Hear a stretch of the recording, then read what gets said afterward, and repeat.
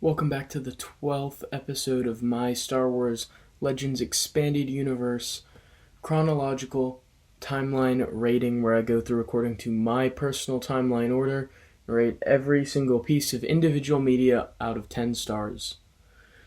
Today we have Dawn of the Jedi, The Prisoner of Bogan number 2. This is the second issue of Prisoner of Bogan, and we pick up with Tem Madog, one of the coolest looking characters in the series in my opinion. He's a Cathar and he looks awesome, and his name's Tem Madog. So he's really cool, and he's the Forge Master, which is a really cool position for the early Jedi Order, and he crafts all of their weapons. So earlier they mentioned Madog's steel, because he's perfected all of the swords that they have, and so he is testing the Force Saber. And the hilt is resistant to cold and heat, so it will not affect the Force Saber, and he's seen nothing like it. And he can't figure out how to activate it. And then Shakoda mentions that you had to be really angry to activate it. And Hawk Rio, filled with anger, grabs it, turns it on in his anger, and slices lots of things to pieces, which Tem Madog says is a violent demonstration. Then Rory Fenn, the love interest of Hawk Rio, reprimands Hawk to be careful of the dark side, mindful of his feelings.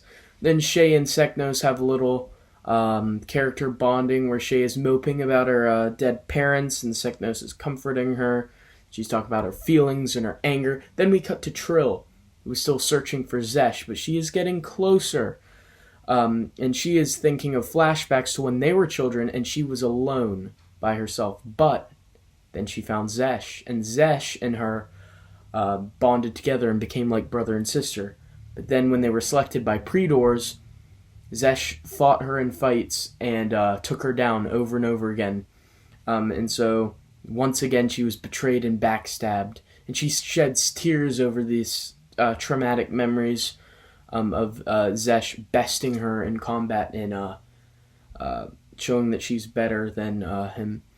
And then we cut to Tasha Rio's mother, Cora Rio, and she's having an argument with Baron Volnos Rio, or Ox Rio. I can't remember which, but he's the crime boss, and then they're having an argument about the Jedi and what's going on in the system, and talking about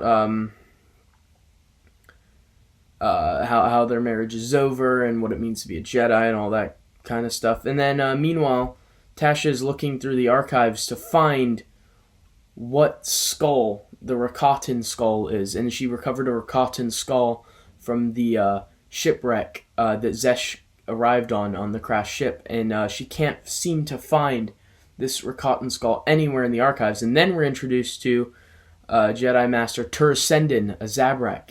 And Tursendin is really notable because he appears in the Star Wars Old Republic game and is mentioned to be one of the founders of the Jedi Order, the Jedi Jedi Order, not this early one.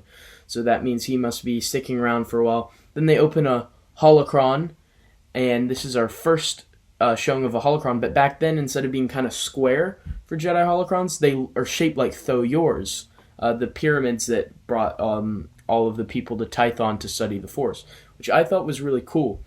And then they open the holocron, and Tasha figures out how to open it, which it never has before. And in there is a Jedi Master named Anang, who is the master of the holocron, and he is a Qua. Now, the Qua are those who created the Infinity Gates. They're an ancient people. So hopefully he's going to have some insights into the Rakatan skull and what's going on with that. Meanwhile, we're introduced to, let me get her name right. Can't remember what her name is. Belzana, and Belzana is a Jedi Ranger, and she's an expert tracker. and she is in a romantic relationship with Jake Fenn, who is the brother of Rory Fenn, who is the love interest of Hawk Rio. So now these Jedi are going over to investigate. And so they've got a team together because they know something's amiss over at Bogan, and something is not right there with the sensors for the people there. So they're going to check it out, and they're saying, where else could they be? The teams are Hawk Rio, Shea Koda, and Rory Fenn on one team, who are going to investigate Bogan to see what's going on there, and then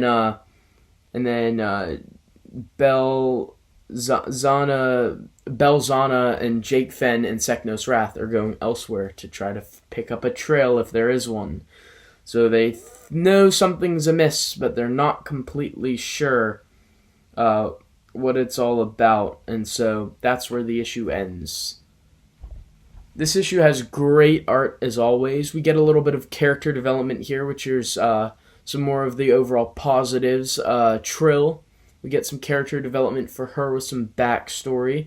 We get some backstory for Shay, the sob story, dead parents, typical Star Wars character story. The characters bond more together. There's all these characters with different relationships everywhere, and we're just getting a whole influx of characters who are coming to the forefront.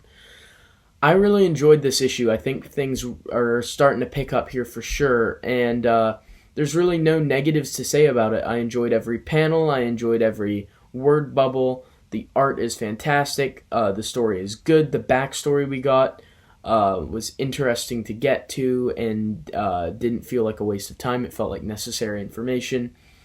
So out of 10 stars, I'd give this a 5 out of 10. But what about you guys? What would you give this issue of Dawn of the Jedi, The Prisoner of Bogan out of a 10-point scale?